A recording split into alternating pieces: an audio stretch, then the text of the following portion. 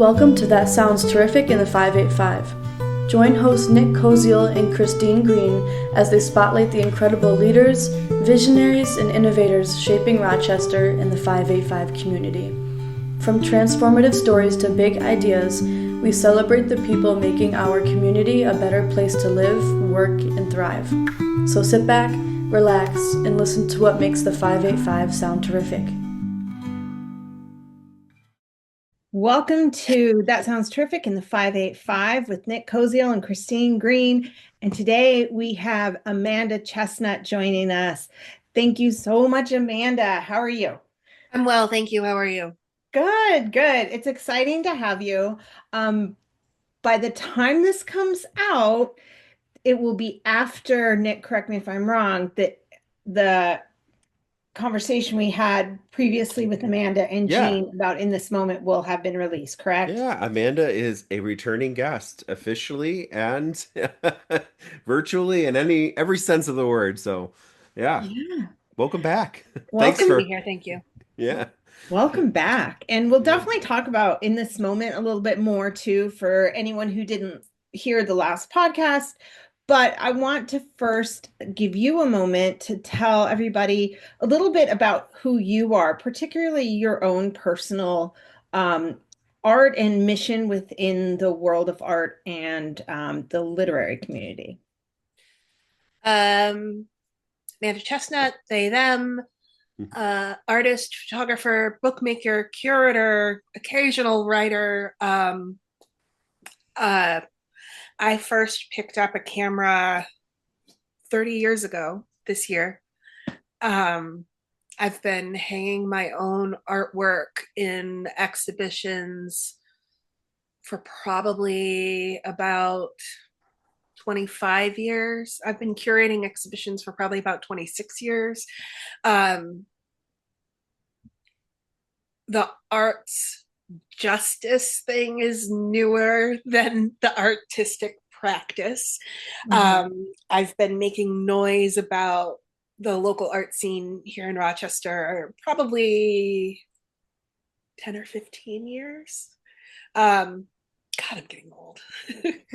You don't seem, you said 30 years, but you can't be more than 30, but what do I know? If it makes you feel better, my first photo class, I was 12. Okay, So I well, did get it. I like to say 30 years because it sounds like a lot, but I started very, very young. very young, yeah. Um, if tell me about, I think the first time I heard of you and your work was an exhibit I believe I saw at the old Brainery. And please correct me if I am wrong, but were you or do you work with fiber arts a little bit?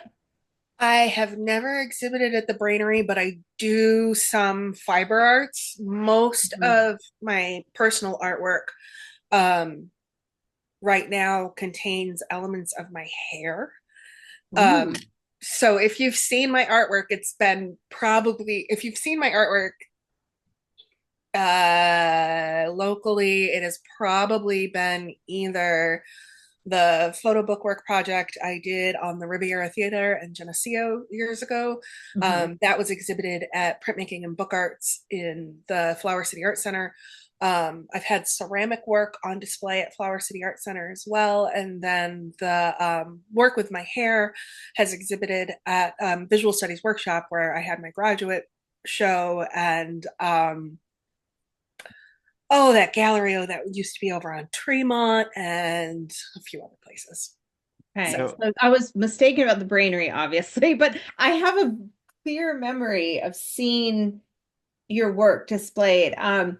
Nick, were you going to ask something right yeah, now? I was just gonna okay, so not as cultured as you two by any means, but I did take an art history class and my one of the majors that I had at Fredonia was art for a little while. And now correct me if I'm wrong, but wasn't working with hair very not Elizabethan, but Victorian. Victorian time, right? Like, Uh-huh. wasn't that a very popular thing? Now, is that the type of art you're referring to, or is it something completely like different that you're doing? I mean, can you talk a little bit more about? like the work that you do with your hair? So Victorians loved working with their hair in ways that contemporary people often find to be pretty gross. Um, Sometimes they would make wreaths out of hair. Mhm. Um, like women would make them from their children's hair as a momentum, or the other thing is as a memento mori, where when someone died, a lock of Hmm. their hair would be taken, and people would make rings out of them. Rings were very, very popular. Hair rings were. Um, my work that centers around my hair is a little bit more contemporary. Most of it is image based right Okay. now. A lot of it is image based. I do have in my book African American civil rights Jesse Owens. Hmm. Um, that has a one of the books has a small cellophane pocket in it that has my hair in it for the people who have the book.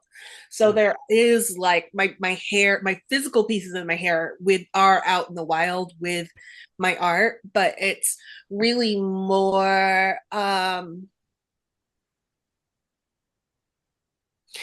not gonna I'm gonna backtrack on that because it really is kind of a meant to be a small piece of me. I did a I did an art exchange one year and for the holidays, and dozens of people all across the country signed up, and you would send out everybody made like 40 small works of art and sent them out to this whole list.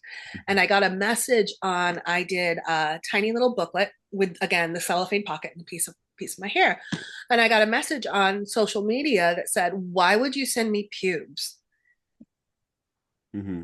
And I said, "Oh, that's actually the hair from my head. Thanks for falling immediately into the trope of Black women having hair like pubic hair. And Yeah. this is one of the most rude and insulting things anyone has ever said to me." And I Hmm. messaged the person who coordinated it, and they were like, "Oh my God, that person's in high school. I'm so sorry. They just Hmm. don't know better." And I'm like, "Yeah, but they could.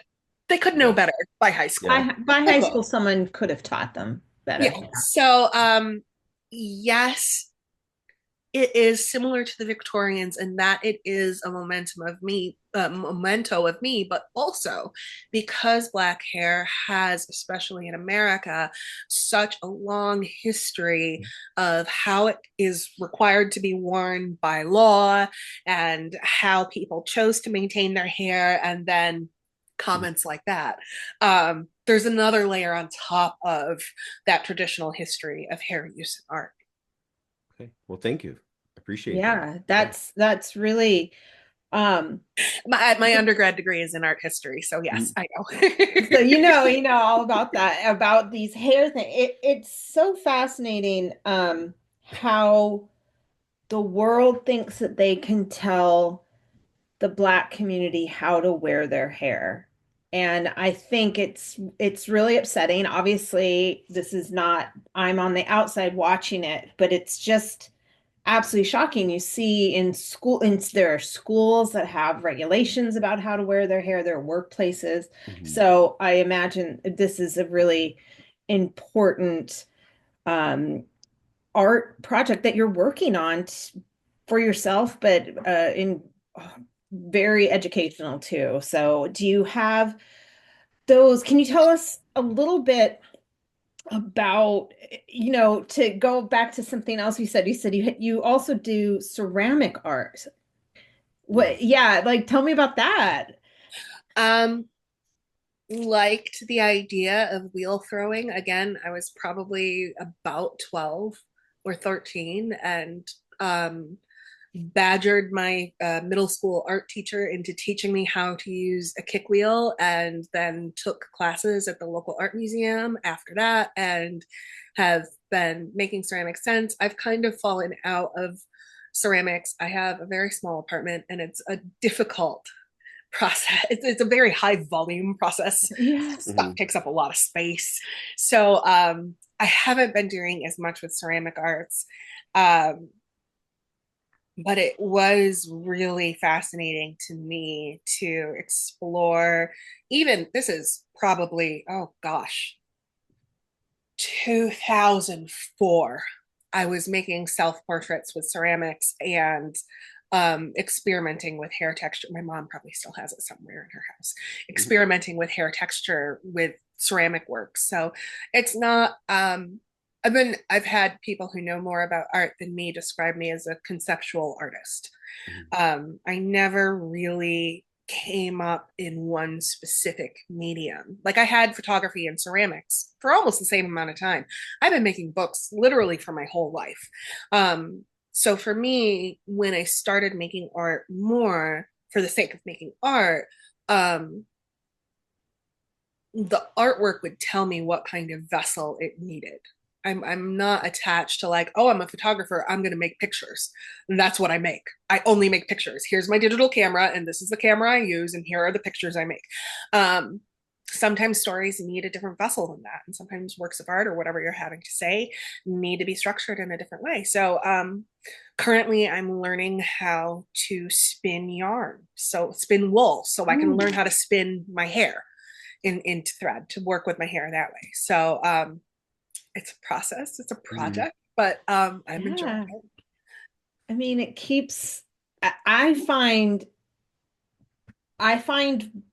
people who work in a lot of different artistic mediums are so much more, I don't want to say more open. I mean, of course, the person who only uses photography or only does writing or only does ceramics are fabulous, wonderful artists in their own right. But it's so interesting to me when an artist can kind of dip their hand into different mediums, it just kind of explodes the messages and the work, and then it changes um it changes you a little bit inside, right? When you move from one thing to another. Um, I could just keep talking about this. I don't want to run over what Nick, do you have some questions? No, I mean, I think you're definitely onto something. I have a deep appreciation for the arts and dabbling, right? And we've talked about that before, maybe in person. And I've talked about it on my part of the podcast before we went to 585. But it's like I think that I can appreciate what you're talking about and what Amanda is exploring because that's kind of me. I dabble in guitar. I went through every major Fredonia had to offer from like, performing arts to fine arts to, the one class I took in art history and I'm like, okay, well, I probably can't do this. But like I do love the creative side and I think creative people do look at things in a little bit of a different way and approach things in a bit of a different way. And and so I just want to hear more, Amanda. Like, what else are you doing? You that's so unique. Trying to like weave your hair into yarn in order to, or spin your hair into yarn in order to do something else with it. What's the end goal of that? Are you open to sharing that or? Um, I have done some artwork with needlepoint. I have an apron piece that I actually worked on with my mother. Her mother taught her how to sew, but she didn't like children very much, so she never taught me how to sew. Mhm. So, and my mom just didn't have the time. She was Mhm. working full time a lot. Right. Um, so my mom helped me construct this apron, and it's smocked, and underneath of it in needlepoint it says, "I am not your intellectual mammy." So I've done some needlepoint work, Mhm. and I really want to have my hair to have access to incorporating more personalized material into that kind of into soft arts. So Mhm. it's taking me a while to learn, but Mhm. I'm working on it, and it's on the to-do list for this Mhm. Yeah. Very nice. I'll Amen- also be hopefully this year working on a second edition of African American Civil Rights Jesse Owens. Mhm. That book we published, oh gosh, pre-pandemic. Mhm. So Tell us about that 4 book. years ago. Yeah. Tell me about that more. I'm not familiar. I don't have it. It is a small archive box that is probably 3 inches deep and 4 or 5 inches tall and probably 6 inches long. Mhm. Um, it is full of small booklets. Um, the photographs in the I call them graphic poems.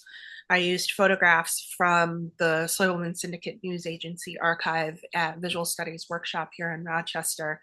Um, there was a folder titled African American Civil Rights, Jesse Owens. So I used the images in that folder to create these poems, taking one image and kind of breaking it down and looking at the different parts that are in each photograph and finding the subtleties and nuance, accompanying those with research that I did from newspapers that were printed at the same time using the materials that I found in that archive.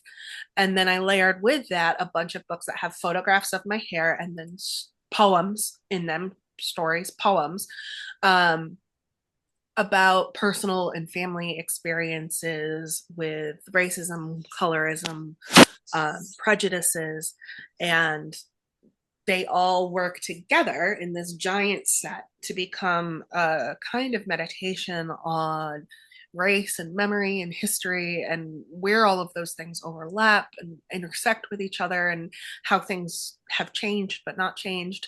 The second edition, I'm hoping, will actually have some of that newspaper ephemera in it as well. So people will have the opportunity to actually see what the newspaper articles looked like from these images when they were part of a press syndicate.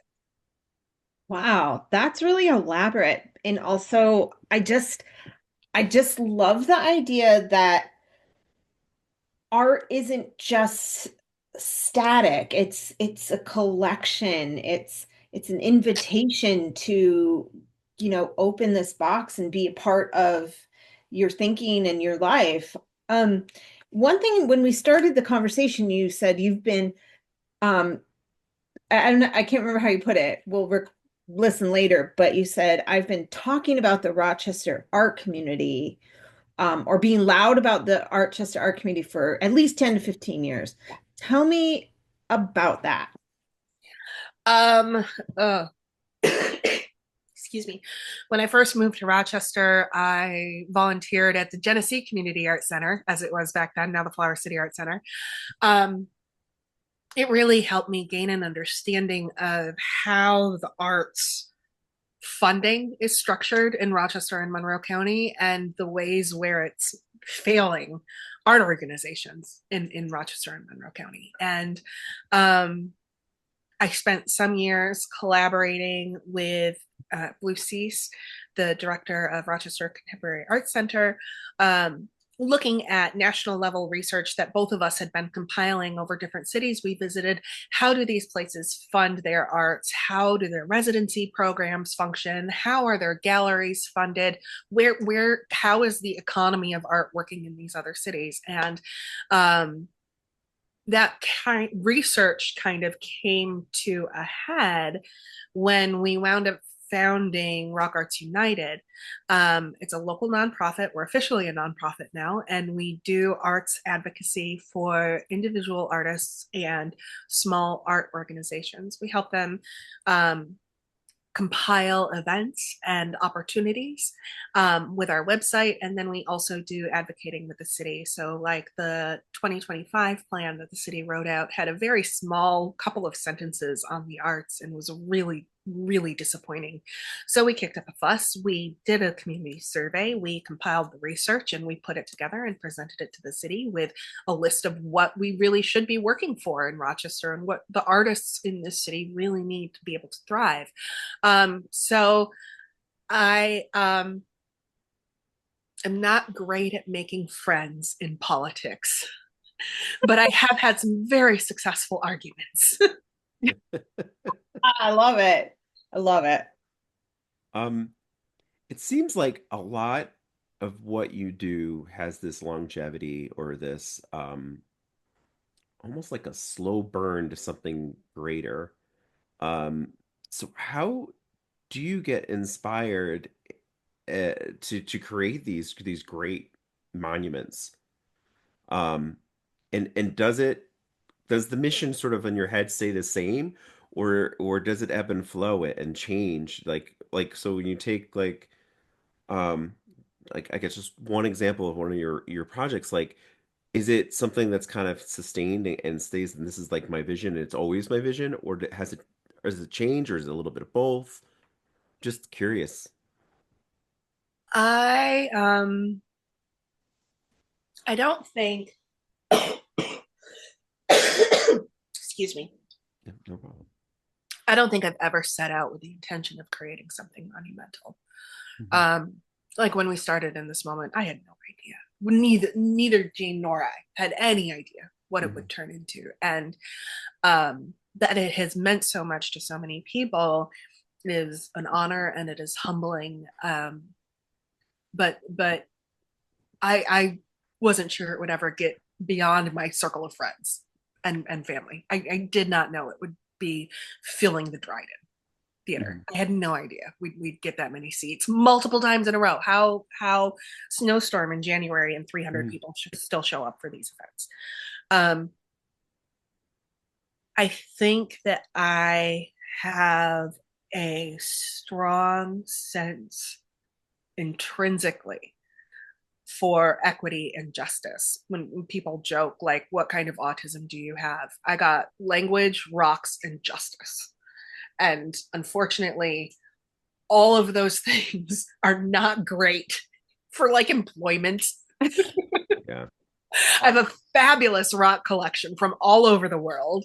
I have a great love of language and am currently working on learning another Swedish so I can speak to my nephews. My brother is a polyglot. Um, the social justice thing has kind of combined with my love of arts and wound up with things like Rock Arts United. But I keep stepping in water much deeper than I expected it to be when I Mhm. first took the step, and that's okay. That's okay. I'm floating still. It's not. I'm not drowning, um, but nothing I've done is monumental on purpose. Mhm. I How did think. it? Um, I'm sorry, Christine. The one thing that I think helps is I learned very early that the more personalized your artwork is, the more universal it is. Um, Yes. So Mhm. if I can fight for myself, if I can make things for myself, if I can be truly deeply reflective for myself and really like not just touch a nerve, but like reach in there and grab it and yank on it a little, the more deeply personal I can be, the more universal and well understood what I make is. Yeah, that is such a beautiful to parallel it with writing. And when I have taught writing workshops, and I say this over and over again, um, is when you get to the mic, when you describe or work at the micro, it always reflects the macro. And so just that just gives me tingles because I absolutely feel that and I agree with that. To backtrack just a little bit and talking about in this moment, I know we had the podcast about it, but it's such a huge part of your work. How when I went to the Dryden, this was it mid-January for the latest release? Yeah. It was packed. It was packed. When you go in there and see that, and you see all of these people in Rochester that you know and don't know, sitting in the wider area, sitting there absorbing this beautiful um, biographies of these really important people that many don't know. Like I didn't really know much about the people in these books until I've picked them up. How does it just feel on a real personal level? Like obviously you're probably kind of proud and excited, but is there something else going on that is a part of the whole feeling? It is, there's a lot. Uh, I have known since I was in high school that I wanted to work in a museum. And I thought I wanted to work in a museum. I knew I wanted to be a curator. Um, it turns out that my curatorial practice is much more community oriented at this point in my life, which makes a lot of sense for me and who I am and how I functioned. And that my archival work, looking at personal stories and personal histories and pulling them out of archives and working in libraries, has combined now with my curatorial practice and my orientation towards building a just and equitable community. Um, and somehow all of these things have kind of tied up together for in this moment, and it's really, really satisfying spiritually for me to be building an archive that tells Rochester's history. That's beautiful. Yeah. Mhm. I mean, we're really, I mean, I feel like Rochester is lucky to have you. I mean, there's so much going on that you're in the art world that you are completely integral to. Um, Now, to get a little more personal on a different level, did you grow up, and we touched on this a little bit in the other one, but did you grow up here in Rochester? Tell us a little bit, especially for the people who didn't hear the last one, about just where you grew up, how you got here. I'm from Binghamton, New York. I went to high school at Shenango Forks. Class D football champions in 2001, 2002. Uh, Senior pranks frequently involved tractors at my high school. Okay. If you would like to know what size high Paint a school I went picture. to. Yes. I was one of 3 Black students in the high school, one in a class, 2 classes above me and one in the class below me. My brother is 5 years younger than me, so we weren't ever in the school at the same time. So I think that's played a really large part in this moment, in that I find myself defining Blackness for people, which is a very troubling and uncomfortable position for me to be in. But I also had to spend most of my life coming to terms with my own Blackness, and from having been, I went to undergrad at SUNY Geneseo, which was very, very white at the time I attended. It's much less white. I've taught there since then, and it's much less white now. And they've really done a good job of bringing in a wider array of students, a more diverse array of students. Clifton Harcum runs the multicultural center there, and he's just fabulous. And but I've had a lot of, in this moment, there's a lot of outside pushing to do something else, and that I am so comfortable with saying, you can participate in this moment if you are descended from Africa, if you are an immigrant, if you are of the diaspora. I don't need to know exactly where, because I couldn't tell you that for my family. But if you are an immigrant or of the diaspora, you're Black enough, and that is it.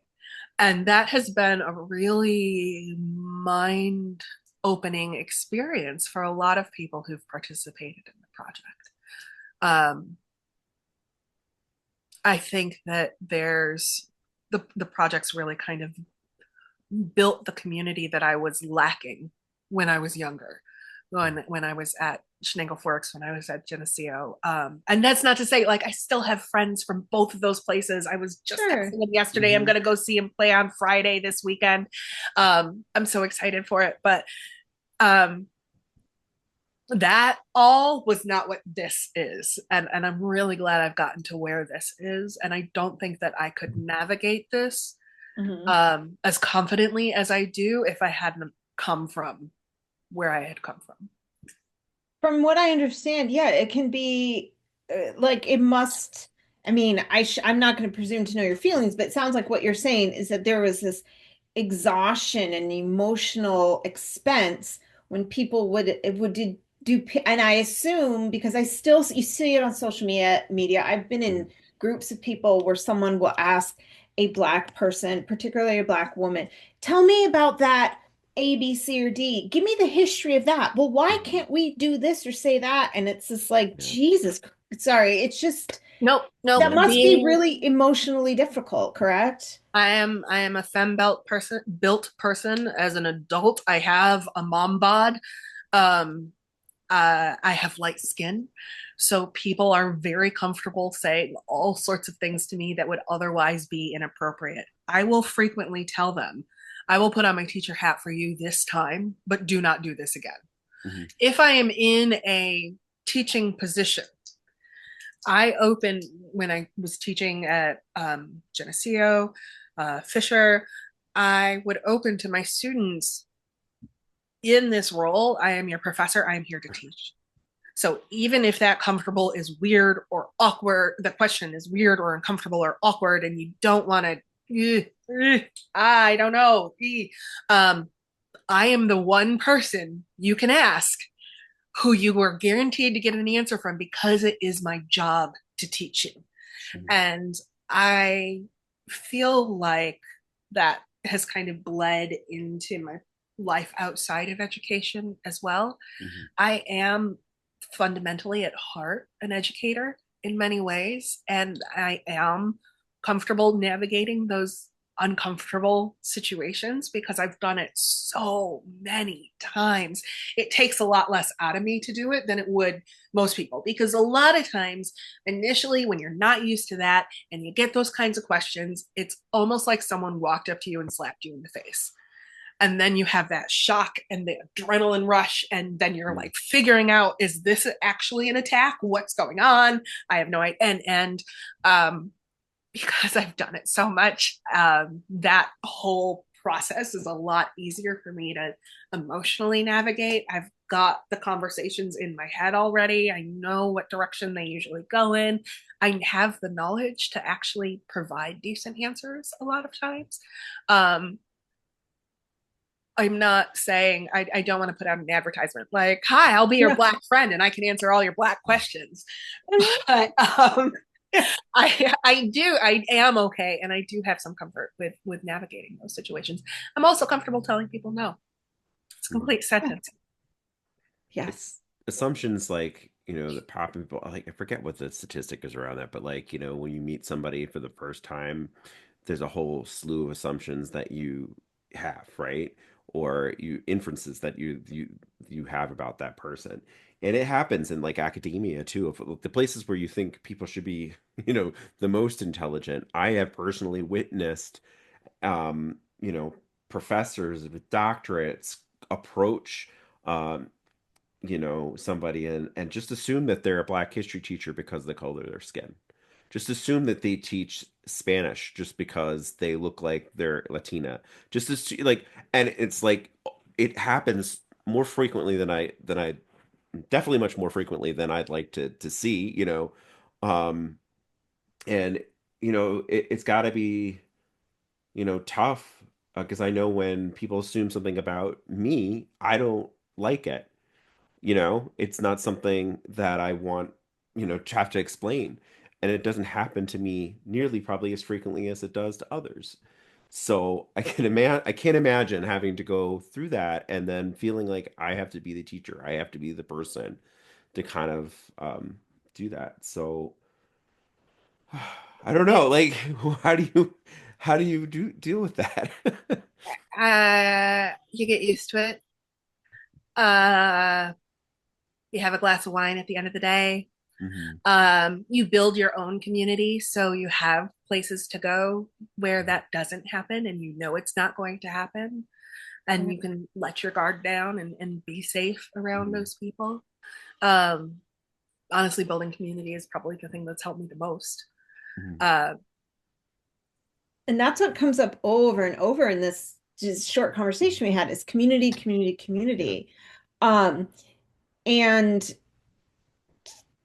I'm wondering if you could address a little bit in the wider, not to like open a can of worms. You Mhm. sort of we started to talk about it when you said you were working with Blue and you were trying to figure out what is a more equitable way for artists to get paid, get heard, get a platform.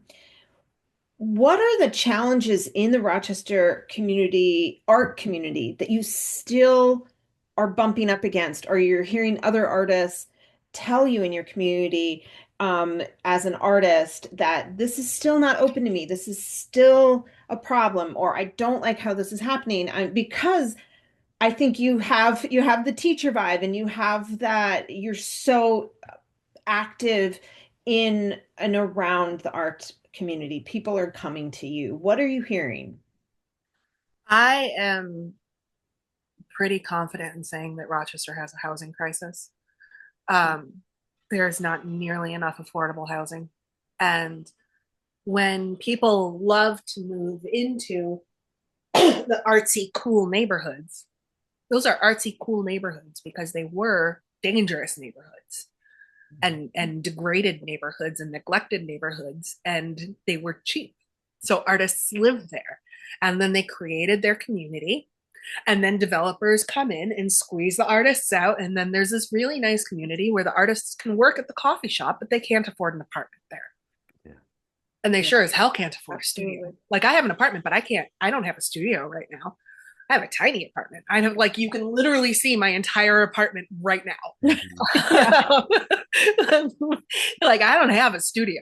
And I would definitely be making more art if I did. And I think that the lack of affordable housing, the loss of places like the Hungerford, have really compounded to place a lot of people on the struggle bus, and people are just struggling to make ends meet. It is hard to make ends meet as an artist in Rochester.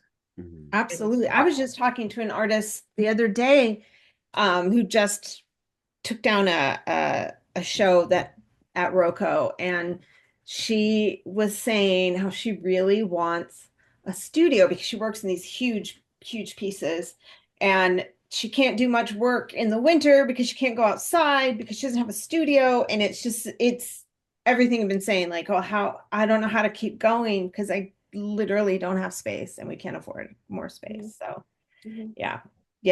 I think those are consistently in the surveys that I've done for different groups or the city or whatever over the years when we've reached out to the community. The top thing every time is space. Whether that is affordable housing, whether that is affordable studios, whether that's an affordable performance space, whether that's approachable music venues, whether that's now we are very lucky. We do have a lot of exhibition spaces, like Behind the Glass really focuses on emerging artists. So emerging visual arts and photographers specifically, but we could use 10 more of those for the number of artists who we have here. And when you look at national level surveys, we have one of the highest populations of artists per capita for the size of our city. And we rank amongst much larger cities for the number of artists we have per capita. The amount of funding we get is among the lowest in those same sized cities. So we have a lot of people scrapping for a very small amount of money. Were you part of the conversations? And for people listening, and if Amanda, you know more about it, you might know more about it than I do. I had a conversation with someone from, I want to say Philadelphia or something. I had to reach out to them, but there's an arts plan that this company that was contracted from the city and the county. You know what I'm talking about here? I do. I had to reach out and be like, hey, can I talk? Can I say something? And I had a long conversation with this person who was like, writers are artists. I'm like, yes, they are. Anyway, go on. So have you been in conversation with this group? I have. I am the person who threw a tantrum because I was not going to accept any kind of consulting firm that didn't come from the Rust Belt and that wasn't minority majority. Good for you.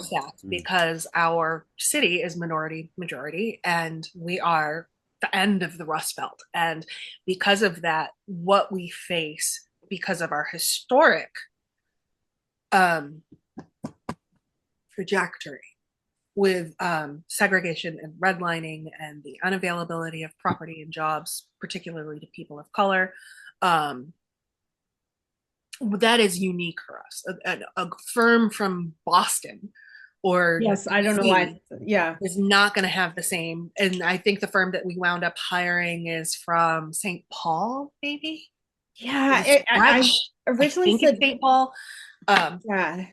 Mhm. I don't think they've done a great job of reaching out to the rest of the community. Not to get Well, Nick's over there. I'm like, I don't want to get too political over here, but like, no, it's fine. I've been working on scheduling a follow-up meeting to some emails I've sent. I'm on the committee that worked on hiring that group. I'm also on the committee where I have had some executives tell me I should be mindful of my language in professional settings because I was upset that their research has not been reflective of the population of Rochester. thank you for that. Thank you for that. I threw a tantrum, and I'm aware that I did. I know that I did. Why aren't you wearing a it wasn't suit? pretty. Oh my God. I'm just sorry. I had to. No, Well, you I just made didn't me hear you. think I'm of sorry. I said, why aren't you wearing a suit? Mhm. Respectability politics. Oh, listen, man, you're Oh fighting my a gosh. war. What are you wearing? Yeah. Why you gotta watch your language? Oh my gosh. I was thinking of Sorry, the I'm sorry. the It's like SNL clip. oh yeah. I don't know if anyone knows what we're talking about at all, like at this point, because when this episode launches out, but like the SNL clip where they had, Elon Musk and it's Mike Myers and everything that's going on in our world right now. Yes, But like, I Zelensky. mean, honestly, the point that I also wanted to make during this kind of conversation, it's just heartening because every successful community project that kind of comes through and is this great change, right, is at the expense of something, and usually it's the expense of the artist or affordable housing and we always seem to get the news about how this is great for our community. Whose community? Right?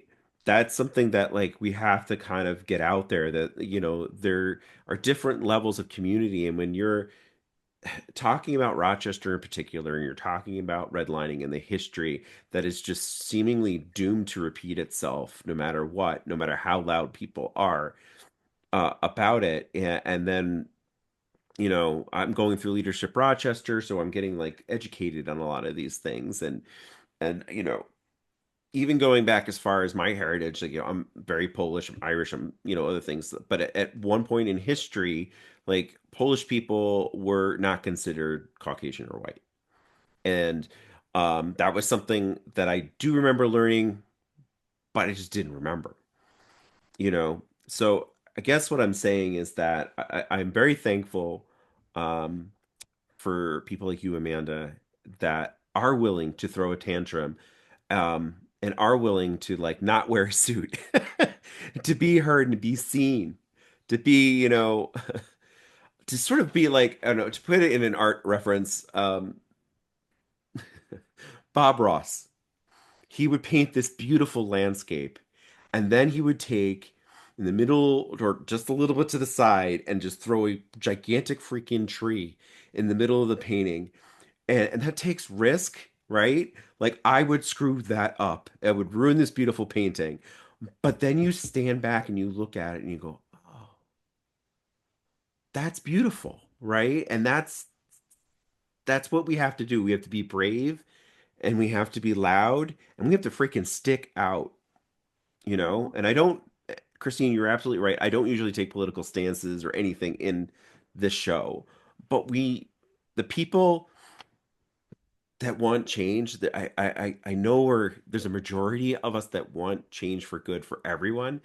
We are the quietest, and we need people like you, Amanda, to shout. And I need to start talking.